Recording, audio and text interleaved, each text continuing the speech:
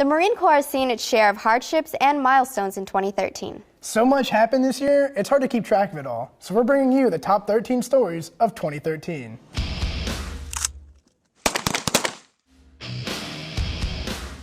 Welcome to the Corps Report. I'm Lance Corporal Clayton Filipovich. And I'm Lance Corporal Allie Beiswinger. This year saw some challenges, but we're starting out light. Kicking off the countdown at number 13. Who doesn't love puppies? In August, our official mascot, Sergeant Chesty the 13th, retired. After 5 years of hard work doing mascot things, he passed on the legacy of the newest devil dog, Lance Corporal Chesty the 14th. Let's give it up for the Corps' newest mascot. Next, we're coming at you with numbers 12, 11, and 10. These stories are tied to the same topic, money. Number 12, the restructuring of the Corps to 175,000 Marines. 186.8 thousand Marines remains the optimal force level to meet the requirements of the President's national security strategy. A Marine Corps of 175,000 is the lowest level that can remain America's crisis response force, capable of meeting the requirements for the defense of our nation, and is our current target. Now, number 11, sequestration. This year brought on the sequester, and the Marine Corps operated on the bare minimum, buying only what it needed to maintain barracks, bases, and training ranges. A place to eat, sleep, and train. That's all we need anyway, right? This year, the Corps went without a Marine Week, air shows, and other base celebrations. But we should be seeing those things come back in 2014. Numero 10, the government shutdown. During the 15-day shutdown, commissaries closed, community outreach programs ceased, and probably most notable for Marines, tuition assistance disappeared. It came back, but once reinstated, new restrictions were put into place. Moving on to number 9, uniform changes. Marines are known for a lot of things, among them, looking fresh. Now, at the beginning of the year, Marines began wearing the service uniforms every Friday. Speaking of service uniforms, this year the Corps decided to begin transitioning to a universal cover. Women will now be wearing the exact same service and dress covers as men. We're bringing you some eye relief now with number 8, the best photos from around the Corps this year.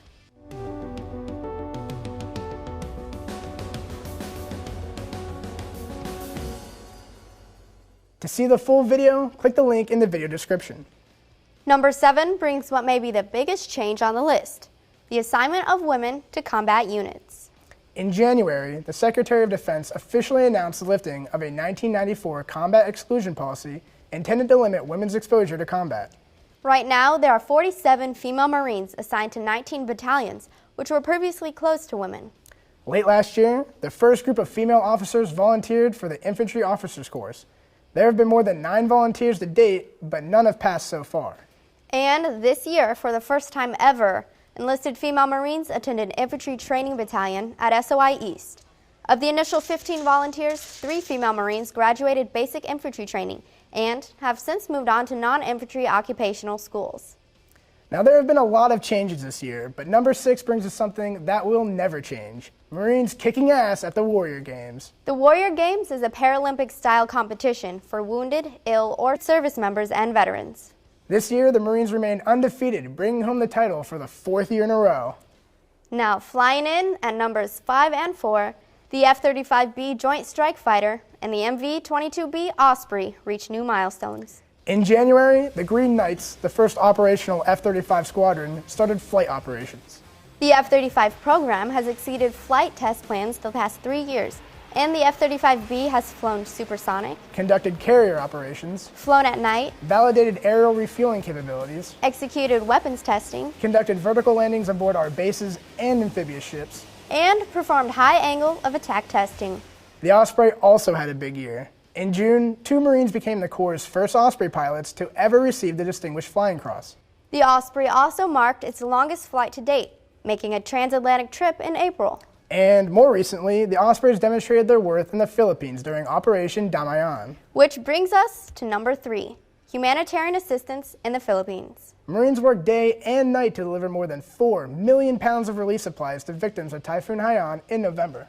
Marines worked side by side with our sister services, USAID, and the Philippine government to help those affected by the disaster. Number 2, the rise of the machine.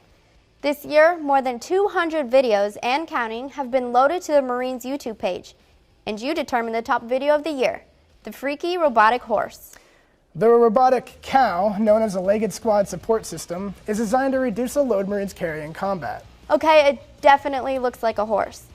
It reaches speeds of 6 miles per hour and carries up to 400 pounds. Cow or horse? Decide for yourself and click on the link in the video description. And finally, number 1, in memoriam. As the year ends, we want to reflect on those we lost in service. At time of taping, 8 Marines were killed in action in Afghanistan this year, bringing the total number of Marines KIA in Afghanistan to more than 500. The Marine Corps has lost brothers and sisters in garrison too. 14 Marines were lost to senseless tragedies ranging from training accidents to a lone gunman at Quantico. As we ring in the new year, we'll keep these heroes and their loved ones in our hearts. Semper Fidelis, Marines. This is our last episode of the year, but we'll be seeing you again January 15th.